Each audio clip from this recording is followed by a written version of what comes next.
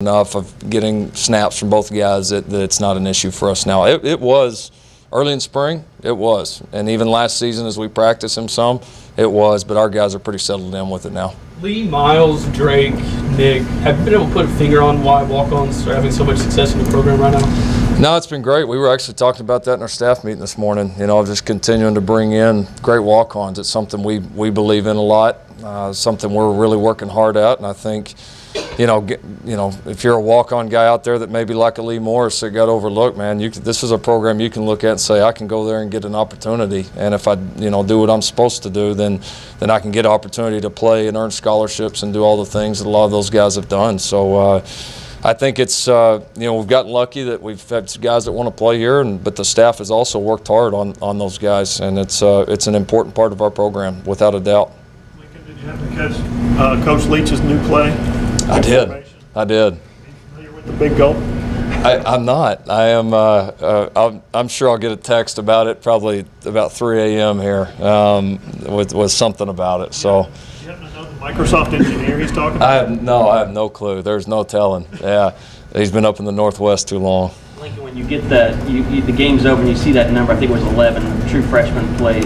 What did you think of that number, and does that really now kind of kickstart your plan for what you want to do the rest of the way with guys, or you just keep throwing them out there and if they go past, they go past? Yeah, I think it's it gives you something to start. You know, we've already had some initial conversations about the impact of the first one and looking ahead at the second one, but I think for us it's going to be a little more week to week. Managing what guys you think can come make impacts right now, or are there some guys that you feel like the 4-game deal is still in play and we need to keep that in mind. So we're trying to classify guys and trying to, like I said, just be as organized as we can on it right now. What's the status of EYT, the Turner kid, the freshman? Yep.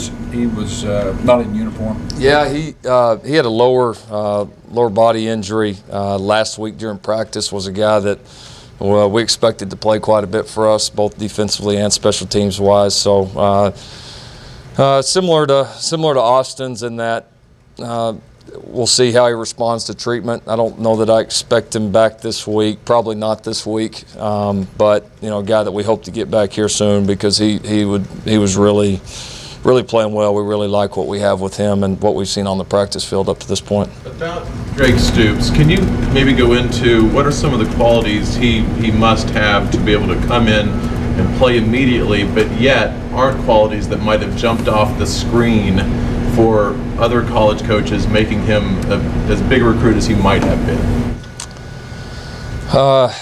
Yeah, the qualities that we've seen are about exactly what we expected. I mean, I thought he was a scholarship caliber player coming in here. I mean, I really thought we were, in a lot of ways, getting a steal.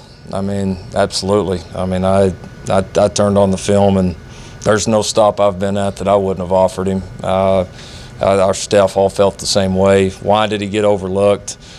It's the typical answer for those guys. He's not 6'4", and he's not a 4'3" guy. I mean, and that's just, it is what it is. And so there's a long history of guys like him that have been overlooked that have become outstanding, both college players and NFL players.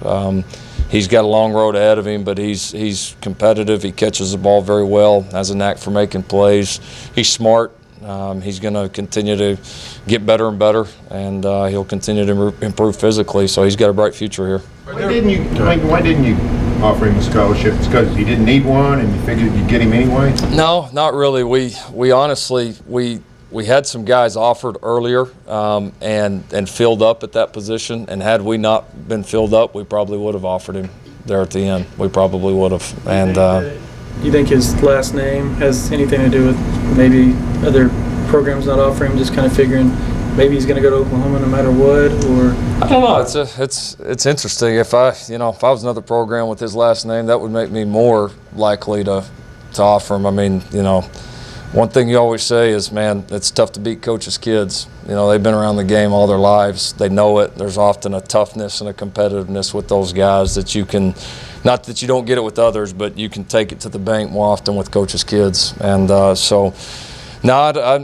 guess part of me surprised he didn't get more offers, but part of me, people are always scared if guys don't have perfect intangibles, you know. So I guess part of me is not surprised. So, but no, I'm glad we got him. It probably, his last name here, I've even told Drake this, probably hurt his chances here for me, and it's not fair, but I was probably a harder judge on him of, you know, wanting to, because of his dad's time here and all that, I was maybe even more patient in recruiting him. We were because of that, and not that we were right.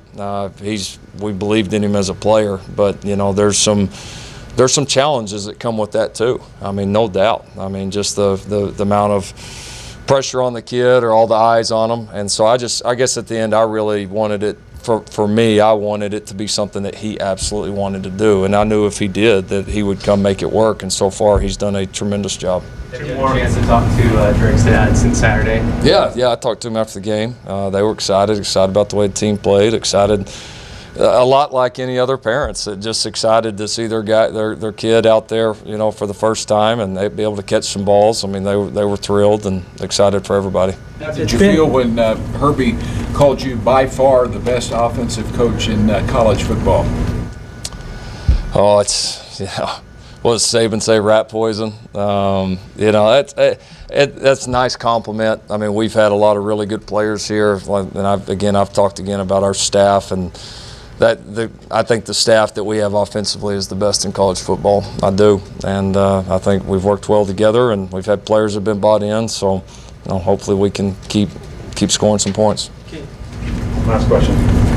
It's only one game in, but you know, the past 2 years you guys had some really high recruiting classes as far as rankings goes. Can you kind of quantify what those two classes has kind of meant to the program when you look out on the field and you see a lot of 2017 and 2018 kids out there playing, and not only playing but contributing in a really big way? Yeah, I think it's important. I mean, I think it shows the value of being able to stack up those recruiting classes. I mean, I think, you know, one great one here and there doesn't make you. You know, you've got to be able to do it year in and year out. And I think it shows the guys in the future that, you know, you come here and work hard and do well, you're going to have opportunities to play early in your career here. You know, here it's not about seniority. We respect, of course, our older guys and the guys that have produced, but, you know, here it's what have you done for this program lately, coaches and players. That's the only way you get better. So people are going to have opportunities to come here, and we're going to do everything we can to continue to stack recruiting classes on the you know, really solid ones we had in 17 and 18. Thank you, Coach. All right, thanks. You've been listening to